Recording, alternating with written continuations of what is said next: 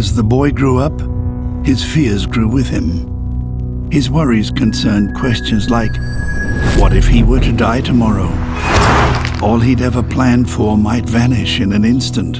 He would never build a house, plant a tree, save the world. All the usual stuff young people plan to do someday when they're old enough and have time enough, but there never is enough. He wonders why realizing that he's bound to die someday doesn't bother him, nor make him leap up and live life to its fullest. Instead, he lies moping, because he's too afraid of... he can't even describe it exactly. He once wrote a list of all his anxieties, and apart from realizing he still held an irrational fear of clowns in dark surroundings, he also wrote down his answer to this very problem. But that hadn't changed a thing. He was fully aware of squandering too much time of his life working, wasting most of his days staring at his cell phone, while what he was truly seeking lies directly beyond it. But he had grown too comfortable to change his habits, and so it seems more convenient to convince himself that this answer just didn't sit right. And so he continues his search, while his anxieties remain. As a little boy, he was afraid of nothing. He even sold pebbles to strangers in the street, and when they asked him, Warum soll ich denn Steine kaufen? Liegen mir doch überall rum. he explained that his were no ordinary pebbles, but that they were the prettiest ones he could find in the entire street. No one could deny that his pebbles were anything but beautiful, but that's not the reason why he sold them. He sold them because he'd been able to make them see the beauty in the ordinary. That was the day he earned his first cash. But once he got to know money, it wasn't long before he came to know fear, because sooner or later you learn that once you own something, you can lose it. But we shall deal with that in another chapter. Back then, when he was afraid, he always had his mum around. She knew the answer to everything. So he tries writing to her.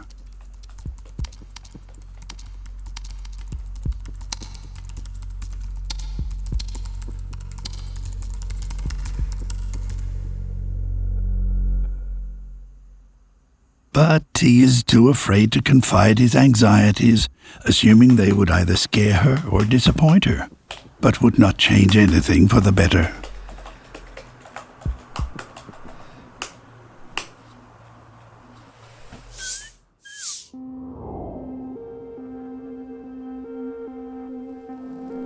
He remembers how he held her hand while strolling through their neighborhood. They wandered the same streets he still lives in today, but everything seemed different back then. Not only bigger, but full of magic and undreamed potential. It was a time when he looked up at the sky, when he could be a pebble salesman or an astronaut, a cowboy, an explorer, a race car, a designer, a chef, a photographer, a pirate, a magician. Anything at all seemed possible back then, when he was still aware he was a part of everything. So why is he restricting himself so much today? He muses, who am I not to be great? We're all meant to shine, as children do, Marianne Williamson wrote. But he's not a child anymore. Work allows little time for shining, and life becomes a continuous cycle of work and diversion until his initial energy is all used up. A famous internet meme says, "You only live once." But if this claim is such common knowledge, then why do most people spend their lives from school days to retirement doing the same thing they were told to do over and over until they die, rather than to realize or at least try out their own vision of life? This isn't caused by fear, but by habit. Out of repetition, our brains create a sense of security. Thus, it's easier to follow instructions than to take responsibility for our own decisions.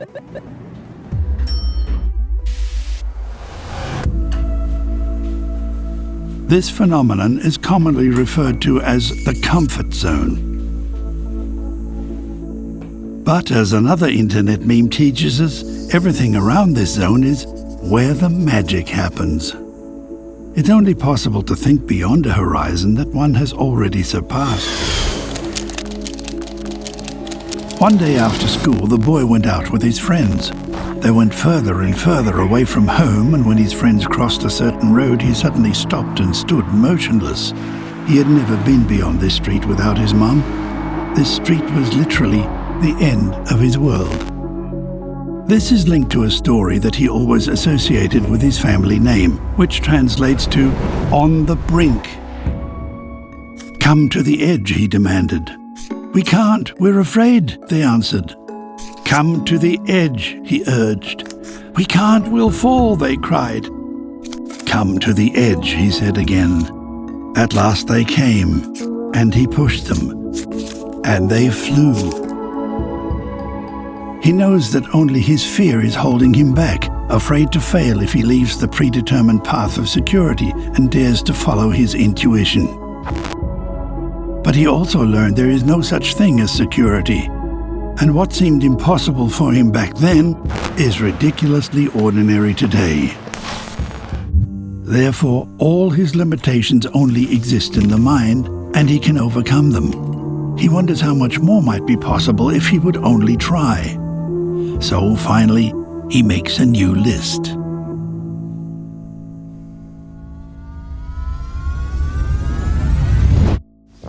Okay, so this was supposed to be the end of the film, but then I thought there are so many more possibilities, I just can't end it here. Or to be honest, I don't want to end it here, because making a list like this is kind of magic. For example, number 1 on my list was relocate to a warm place during winter. And as you can probably see, I've just finished editing what you've seen so far of this film in an apartment in Bangkok. Number 2 was begin each day writing 3 pages of whatever, regardless of any self-critique. And look at me, I'm writing. There was more of this casual stuff, like daily exercise, trying all kinds of food, and cutting down on coffee, which didn't work too well. But hey, you can't have everything. If truly everything were possible, I would watch the sunset and the sunrise simultaneously. You can figure the odds of that ever happening.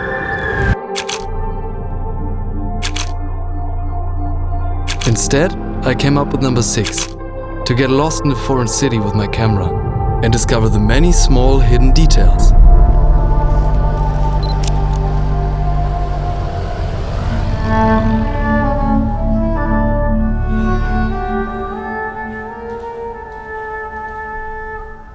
Number 7 was beaming myself to any place I want. For example, to a sandy beach, preferably one without rocks. Of course I knew that too wasn't possible. But to try anyway promised to liberate me from my tedious routine. I permit myself to act like a little kid again, collecting shells on the beach, discovering the order within the chaos that only the children and the wise truly understand.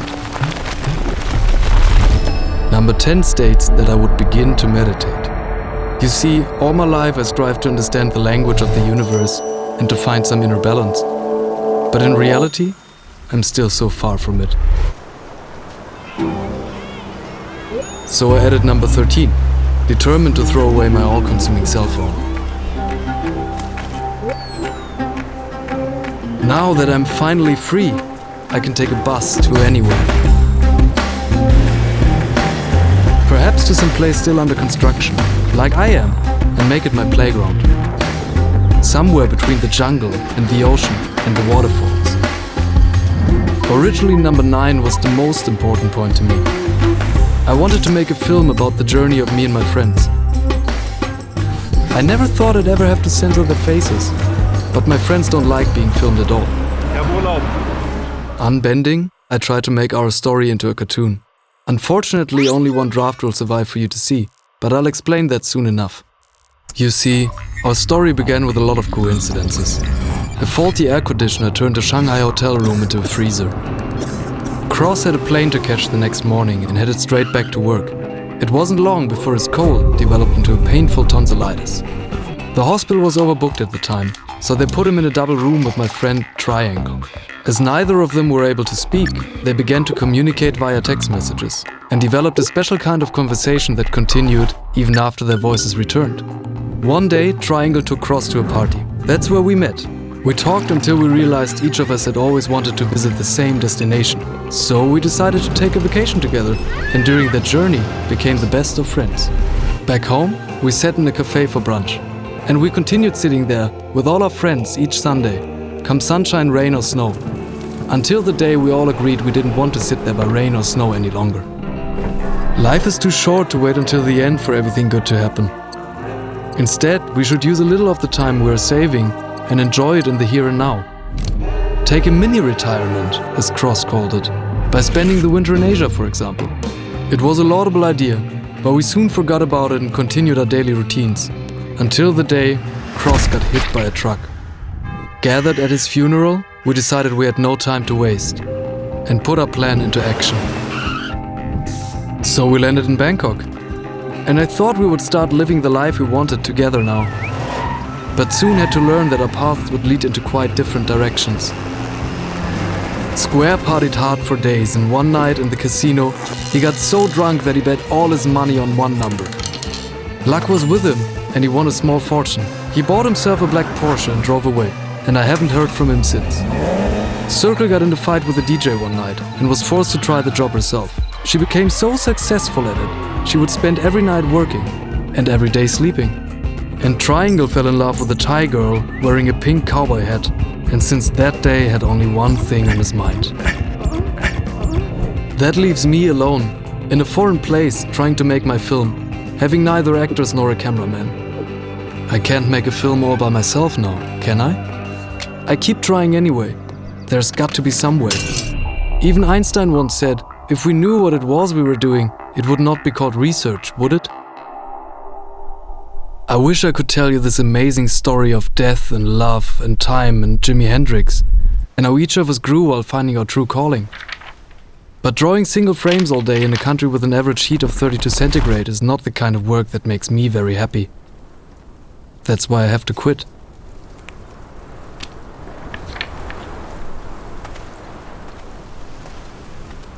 And as I'm finally doing nothing, for the first time only being aware, I suddenly understand.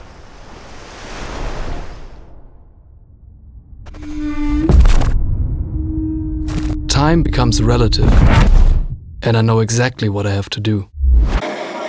I will make the very first selfie film ever. A journey around the world in 80 minutes, from a perspective never seen before, edited in match cuts only. But the longer I experiment with this idea, the more I realize it lacks any kind of dramatic appeal.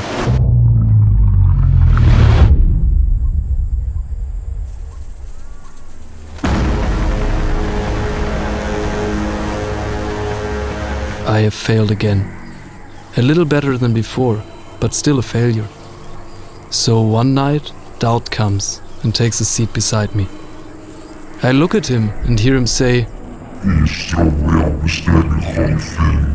how so? I ask.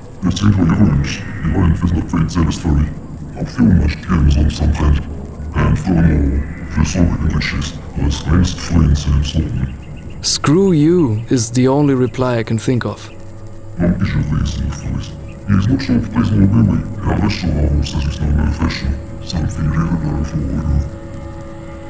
You always sound the same, I comment. I've locked away so much of my work close to finishing it because of your same boring advice. Hell, I even quit finalizing my first novel during spell check. But I learned to cope with your criticism. Writing 3 pages every morning has taught me not to give a fuck about my inner doubt. Yet I have to question why I am working so much. I mean, the minute I took off some time from work, I found a new project to continue working on. Am I really such a workaholic? As fast as he could read my mind, Doubt responds.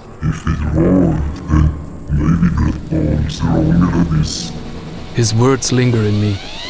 Then suddenly Zen shows up and says, 9/10 of the way are complete madness. Going the entire way brings cure. You're both right, I said. I came in search of the life I wanted to live, and this project is no excuse to give up in the process.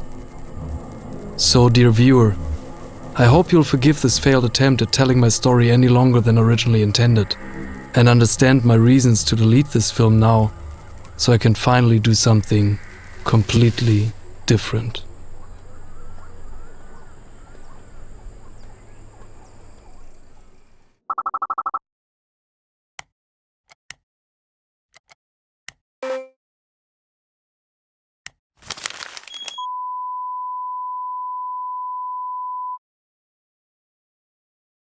And now for something completely different.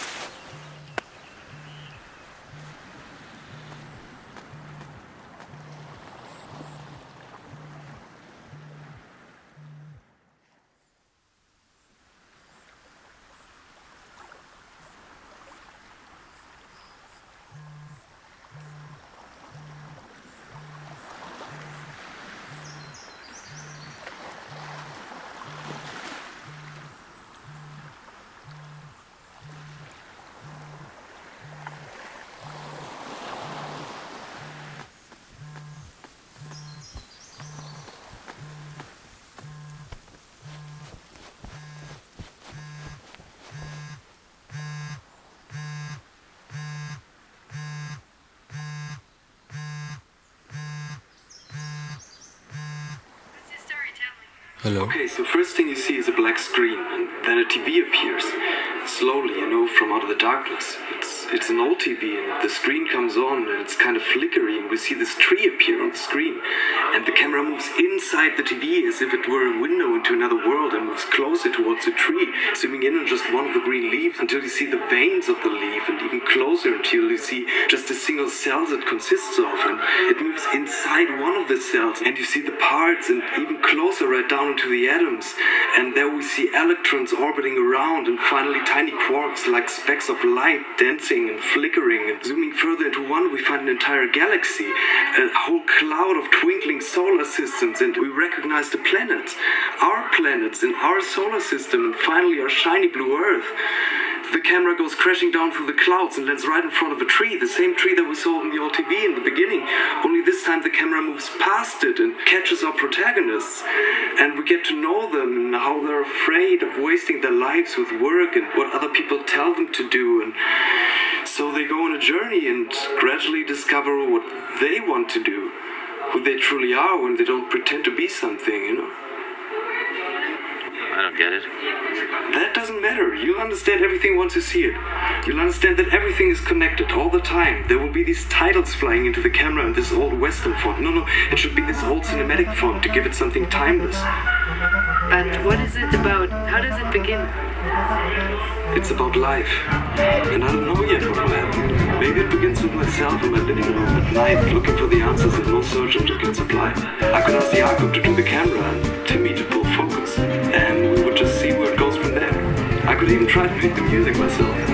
But I'd rather ask the folks at Jim Barnes to do the soundtrack. That'll be so much better. I'll ask Cap to do the pulse and visual effects so it becomes the bomb. Also, I will start calling myself David Aufterbring because no one outside Germany can even spell it. I will be known as David. Don't laugh, dum-dums. Let it play. We just need to leave enough room for the mistakes and improvisation and new ideas so we can play like children play. Because It's funny to hear your own voice. I don't recognize it. But I feel this guy said some good stuff back then. I'm sorry this intro is everything I have yet. The rest of the larger film is still under construction. As of now, it's neither written nor filmed. But everything grows, and everything is temporary. I always thought I'd finish this film with the famous words, "the end." But now it seems more accurate to write, "the beginning." Because a film can't be over before it is made. Daring to embrace my limitations made me discover ways of expressing myself I had never thought of before. And there's so much more to tell and explore. A lot of this might sound impossible, but I've learned by now that even though things may seem impossible today, if you only dare to try, everything is possible.